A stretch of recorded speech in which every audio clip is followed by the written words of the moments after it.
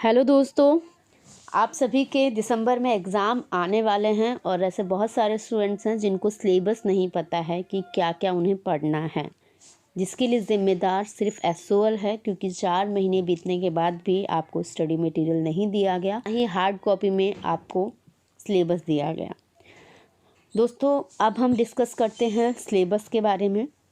आपका political science paper है, comparative government and politics. इसमें आपको कंपेयर करना है बेसिकली अलग अलग देशों की गवर्नमेंट और पॉलिटिक्स के बारे में। उससे पहले जब आप कंपेयर करते हैं तो कंपेयर करने के लिए क्या क्या मेथड हैं ये आप इसमें पढ़ेंगे। कंपेयर करेंगे तो उसकी प्रकृति क्या है, विषय क्षेत्र क्या है, ये इसमें पढ़ेंगे। इससे पहले इन्होंने दिया है course objective, course learning outcome, ये आप पढ़ लीजिए। इसमें यही लिखा है कि आपको ये पेपर क्यों पढ़ाया जा रहा है, तो आप इसको एक बार पढ़ लेंगे तो आपका ओवरव्यू मिल जाएगा पूरे सिलेबस का कि बेसिकली आपका सिलेबस है क्या मामला। चलिए अब हम यूनिट्स की तरफ बढ़ते हैं। यूनिट 1 से आपका सिलेबस शुरू होता है, यूनिट 6 पे ख़त्म होता है। आपकी 6 यूनिट आने वाली हैं।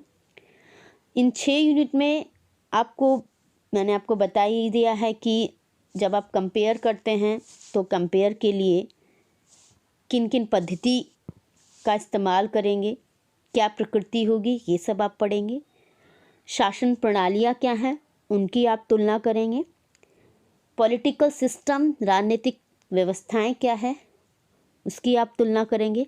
अलग अलग देशों में किस तरीके के पॉलिटिकल सिस्टम हैं वो आप इस पेपर में पढ़ने वाले हैं। इलेक्टोरल सिस्टम, ये आप इसमें पढ़ेंगे। पार्टी सिस्टम पढ़ेंगे।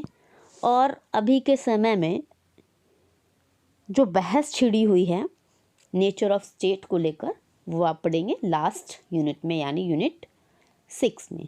चलिए हम यूनिट 1 से शुरू करते हैं। The nature, scope and method of comparative political analysis. इसका हिंदी है तुलनात्मक राजनीतिक विश्लेषण की प्रकृति एवं विषय क्षेत्र।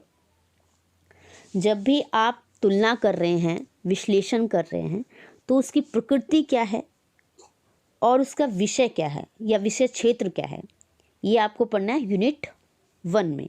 आप हिंदी भी साथ साथ देखते जाइए, आपको आसानी होगी समझने में। यूनिट 2 में आप पढ़ेंगे comparing regimes, authoritarian and democratic. जो शासन प्रणालियाँ होती हैं, इसमें 2 शासन प्रणालियाँ हैं। एक है निरंकुश या तानाशाही, दूसरी है लोकतांत्रिक। सबसे इम्पॉर्टेंट बात है, जब भी आप तुलना कर रहे हैं किन्हीं 2 चीज़ों के बारे में, सबसे पहले आपको ये पता होना चाहिए कि ये 2 चीज़ें हैं क्या।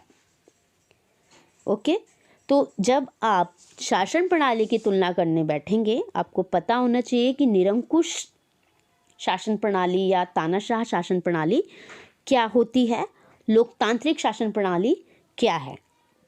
ओके, जब आप डेफिनेशन समझ जाएंगे वो क्या है, वो समझ जाएंगे, उसके बाद ही आप दोनों को साथ में लेके तुलना कर सकते हैं। तो ये आपको पढ़ना है डिटेल में यूनिट 2 में। यूनिट 3 में जब आप जाएंगे तो यूनिट 3 में आपको पढ़ना है क्लासिफिकेशन ऑफ पॉलिटिकल सिस्टम, राजनीतिक व्यवस्थाओं का वर्गीकरण। अलग अलग राजनीतिक व्यवस्थाएं हैं तो वो अलग अलग खांचे में रखी जाएंगी ना, उनका वर्गीकरण करके ही तुलना करेंगे। ठीक है, तो यहाँ पे आपके यूनिट 3 में 2 सब पॉइंट हैं, पार्लियामेंट्री एंड प्रेसिडेंशियल। दूसरा सब पॉइंट है फेडरल एंड यूनिटरी। यहाँ इन्होंने 4 पॉलिटिकल सिस्टम दे दिए हैं। सबसे पहले आपको इन चारों पॉलिटिकल सिस्टम के बारे में समझना ज़रूरी है। फिर आपको ये समझना ज़रूरी है कि ये पॉलिटिकल सिस्टम कहाँ कहाँ हैं।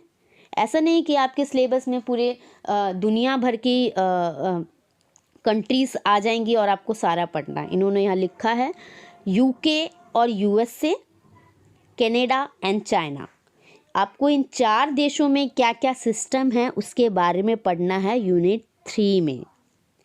मैं आपको बता देती हूँ, पार्लियामेंट्री यानी संसदीय राजनीतिक व्यवस्था यूके में है, और प्रेसिडेंशियल यानी अध्यक्षात्मक राजनीतिक व्यवस्था यूएसए में है, संयुक्त राज्य अमेरिका में है। समझ गए? तो आपको पहले ये समझना है, राजनीतिक व्यवस्थाओं के बारे में समझना है। उसके बाद पार्लियामेंट्री यूके में है, यूएसए में प्रेसिडेंशियल है, तो उनका तुलना करना है। बी में आप जाएंगे फेडरल जो है कनाडा में है और यूनिटरी चाइना में है। फेडरल है संघीय राजनीतिक व्यवस्था और यूनिटरी की हिंदी है एकात्मक राजनीतिक व्यवस्था। तो आपको इन दोनों व्यवस्थाओं के बारे में समझना है और फिर पढ़ना है कनाडा एंड चाइना के बारे में। क्वेश्चन ऐसे भी आ सकता है कि संघीय राजनीतिक व्यवस्था के बारे में आप क्या समझते हैं, किसी एक देश का उदाहरण देखते हुए समझाइए। ज़रूरी नहीं है कि तुलना ही आ जाए, पर सिंगल क्वेश्चन भी आ सकता है। जैसे आज से आ जाएगा कि चीन में किस तरीके की व्यवस्था है, उत्तर दीजिए। तो आपको सिलेबस में क्या है उसको अच्छे से पढ़ना होगा। यूनिट 4 में है इलेक्ट्रल सिस्टम से आप क्या समझेंगे, किस तरीके से इलेक्शन कराया जाएगा, इलेक्शन कराने का क्या सिस्टम या क्या पद्धति उस देश ने अपनाई है, किस तरीके की पद्धतियां हैं, क्या क्या पद्धतियां हैं, वो आपको पढ़नी है यूनिट 4 में। आपको यहाँ 3 तरीके का सिस्टम दिया हुआ है, first pass the post, proportional representation and mix system. इसका हिंदी में बता देती हूँ। फर्स्ट पास द पोस्ट यानी प्रथम खंबा बार, प्रोपोर्शनल रिप्रेजेंटेशन यानी आनुपातिक प्रतिनिधित्व, मिक्स सिस्टम यानी मिश्रित प्रणालियाँ। ये आपको पढ़ना है यूनिट 4 में डिटेल में कि ये जो 3 प्रणालियाँ हैं वो कैसे कैसे काम करती हैं। यूनिट 5 है पार्टी सिस्टम, सबसे आसान टॉपिक है आपके सिलेबस का। इसमें 3 तरीके के पार्टी सिस्टम है, 1 party system, 2 party and multi party system. इसकी हिंदी है एक दल व्यवस्था, 2 दल व्यवस्था और बहुदल व्यवस्थाएं। ये आपको पढ़ना है यूनिट 5 में। इसमें ऐसे भी आ सकता है कि भारत में किस तरीके की दलीय व्यवस्था है।